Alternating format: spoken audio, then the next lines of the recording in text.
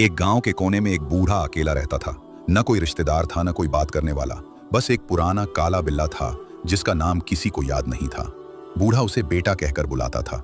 लोग कहते थे कि ये बिल्ला किसी काम का नहीं, न आवाज करता है, न हिलता है। बूढ़ा बस मुस्कुराकर कहता, यही मेरी जिंदगी का सबसे वफादार हिस्सा है। एक रात जोरदार बारिश हो रही थी, बिजली चमक रही थी। बूढ़ा घर से बाहर नहीं निकला।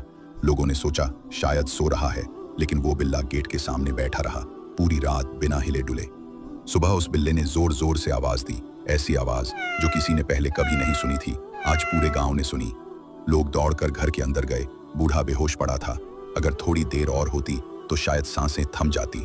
जब होश आया, बूढ़े ने बिल्ले का सिर थाम कर कहा, मैं इंसान होकर आवाज नहीं दे सका और तू बिल्ला होकर मेरी जिंदगी की पुकार बन गया।